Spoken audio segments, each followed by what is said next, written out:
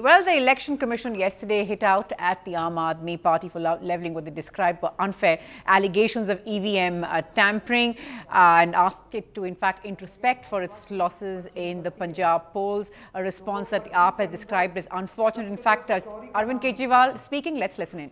जो कि उत्तर प्रदेश के कानपुर के गोविंदनगर कंस्टिट्यूएंसी के कैंडिडेट थे, मध्य प्रदेश के कैंडिडेट नहीं थे। तो मध्य प्रदेश की मशीन के अंदर उत्तर प्रदेश के कैंडिडेट का नाम कैसे निकल रहा है? तो उससे ये शक पैदा हुआ कि ये मशीन उत्तर प्रदेश से तो नहीं आई।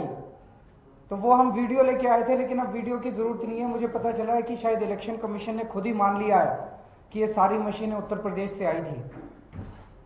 उत्तर प्रदेश के कानपुर से मध्य प्रदेश की एक विधानसभा में चुनाव हो रहे हैं, बाईपोल है ये। एक विधानसभा में लगभग 300 मशीनों की जरूरत थी। वो सारी की सारी 300 मशीनें उत्तर प्रदेश के कानपुर के गोविंदनगर विधानसभा से आई हैं। तो ऐसा क्या स्पेशल था इन मशीनों के अंदर कि उत्तर प्रदेश में जो अभी अभी चुनाव खत्म हुए, उन चुनावों की मशीनों को बाईपोल के लिए भेजा गया। कानून ये कहता है कि जब भी कोई चुनाव खत्म होता है, उसके नतीजे आते हैं, नतीजों के 45 दिन तक आप मशीनों को और पर्चियों को हटा नहीं सकते, क्योंकि कोई भी इलेक्शन पिटीशन फाइल हो सकती है। 11 मार्च को नतीजे आए थे, 26 अप्रैल तक उन मशीनों को हटाया नहीं जा सकता था कानूनन। लेकिन ऐसी क्या मजबूरी थी इलेक्शन कमीशन की, ऐसा उन मशीनों में क्या था कि इलेक्शन कमीशन ने कानून की धज्जियां उड़ाते हुए कानपुर के गोविंदनगर विधानसभा की इन मशीनों को समय से पहले मध्य प्रदेश के अंदर भेजा। एक मशीन पकड़ी गई, उस मशीन में पाया गया कि सॉफ्टवेयर के साथ टेम्परिंग हुई है, सॉफ्टवेयर बदला गया है। उस मशीन का इस्तेमाल उत्तर प्रदेश विधानसभा चुनाव में हुआ था। वो मशीन जो भी बटन दबाओ बीजेपी को वोट दे रही है।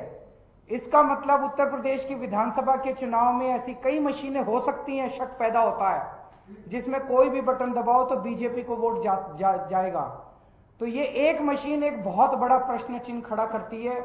इससे शक होता है कि क्या बाकी मशीनों के अंदर भी ऐसी गड़बड़ी थी।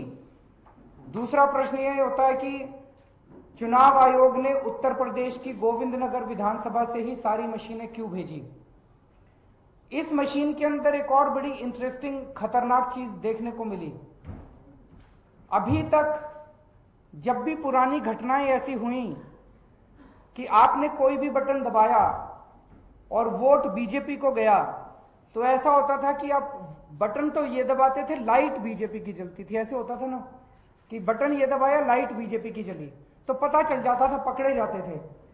इसमें इन्होंने सॉफ्टवेयर इस तरह से इतना शानापन इन्होंने बरता है, इस तरह से इन्होंने बदमाशी करी है सॉफ्टवेयर में कि जो बटन दबा रहे हो लाइट भी उसी की जल रही है, लेकिन माइक्रोचिप के अंदर वोट बीजेपी को पड़ रहे हैं, क्योंकि वो प्रिंट आउट बीजेपी का निकल रहा है। मेमोरी के अंदर वोट वो बीजेपी को जा रहा है।